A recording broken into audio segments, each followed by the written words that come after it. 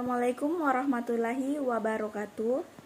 Perkenalkan, nama saya Puji Suryandani, Standbook A1Q1211071. Saya berasal dari kelas B, Bimbingan dan Konseling.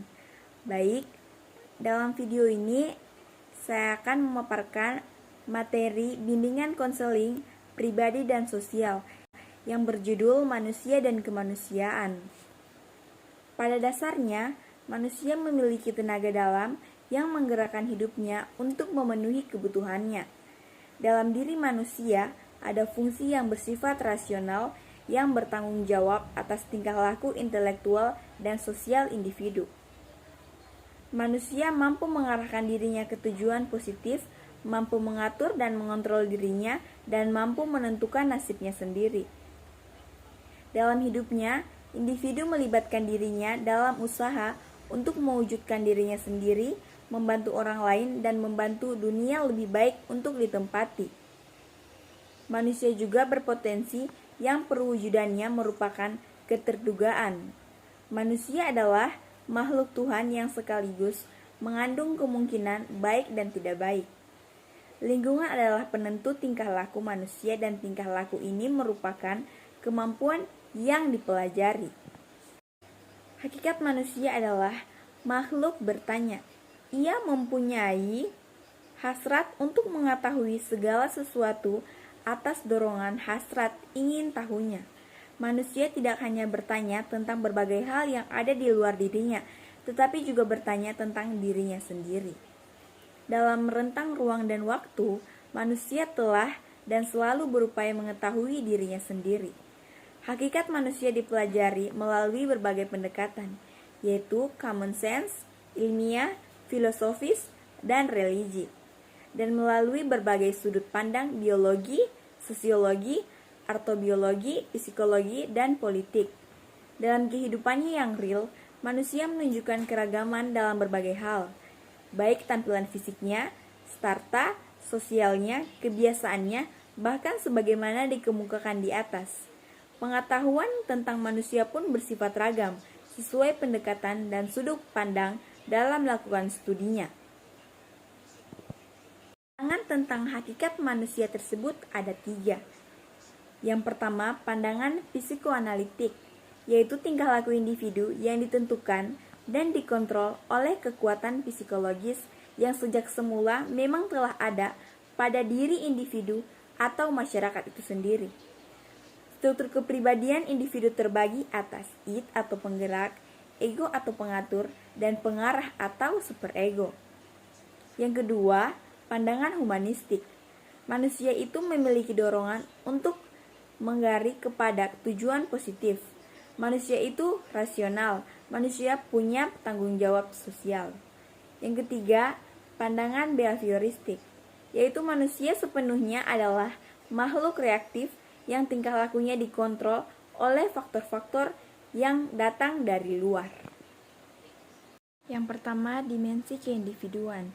Manusia sebagai makhluk individual mempunyai arti bahwa manusia sebagai seorang yang utuh, yang tidak dapat dibagi antara kesatuan fisik dan psikis.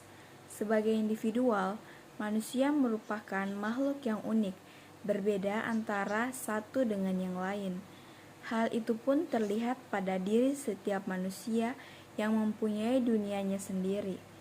Mereka secara sadar ingin menunjukkan eksistensinya, ingin menjadi dirinya sendiri dan bebas bercita-cita. Menurut Irfan 2008, manusia sebagai individu memiliki hak sebagai kodrat alami atau sebagai anugerah Tuhan kepadanya, hak asasi sebagai pribadi terutama hak hidup, hak kemerdekaan, dan hak memiliki. Konsekuensi dari adanya hak yaitu manusia menyadari kewajiban-kewajiban tanggung jawab sosial. Agar individual berkembang menjadi lebih baik, maka perlu adanya pendidikan guna mengembangkan anak didik dalam menolong dirinya sendiri.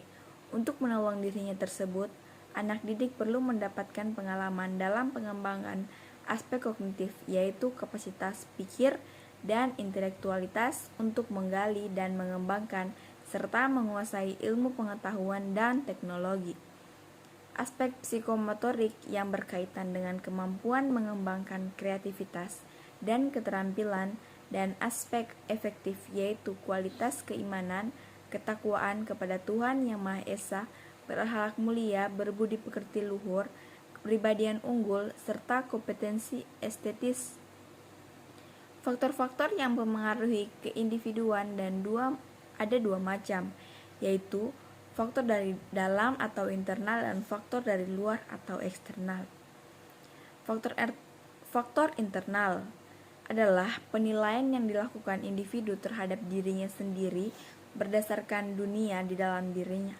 Adapun faktor ini terdiri dari 3 bentuk, yaitu diri identitas, identity self, diri pelaku, behavioral self, dan diri penerimaan atau penilaian, judging self. Eksternal.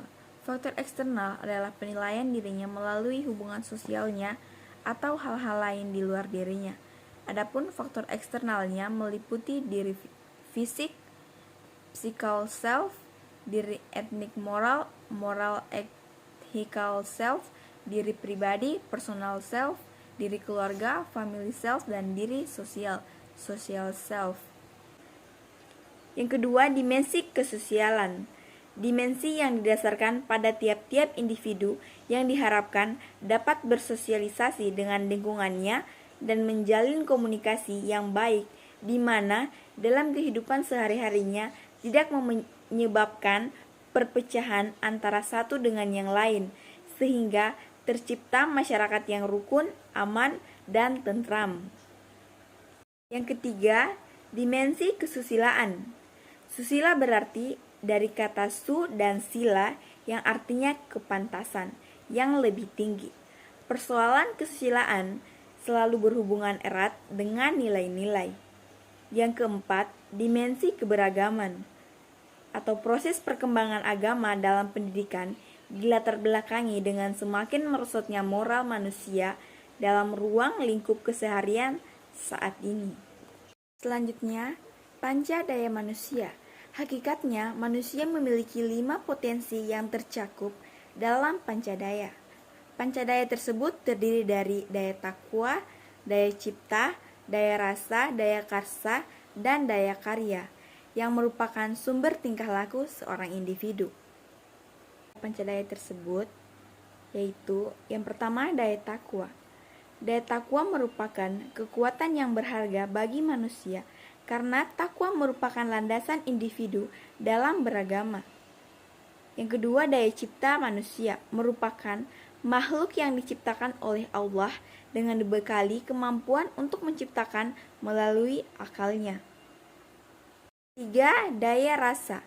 Secara sederhana, perasaan rasa dapat diartikan sebagai pengalaman yang bersifat afektif, yang dihayati sebagai suka atau ketidaksukaan. Yang keempat, daya karsa. Manusia dilahirkan ke dunia dibekali dengan kemampuan atau daya karsa. Daya karya. P3KP menyatakan bahwa daya karya dikembangkan untuk memungkinkan individu mewujudkan keempat dimensi kemanusiaannya dengan isi-isi produk karya nyata yang dapat dihayati dan dirasakan kemanfaatannya dalam kehidupan sehari-hari. Pengembangan daya karya pada diri peserta didik perlu dikembangkan secara optimal oleh pendidik dalam proses pembelajaran. Namun, seringkali peserta didik mengalami permasalahan dengan daya karya. Praitno mengemukakan bahwa salah satu permasalahan peserta didik adalah daya karya yang mandul.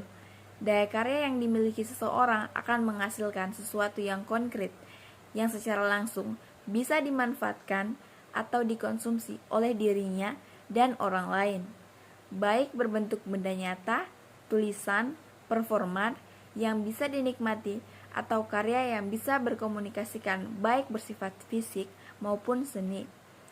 Proses pendidikan harus dapat mengembangkan segenap daya karya yang dimiliki oleh peserta didik. Baik, sekian dari saya. Bila ada kurangnya mohon dimaafkan. Saya ucapkan wabillahi taufiq wal hidayah. Wassalamualaikum warahmatullahi wabarakatuh.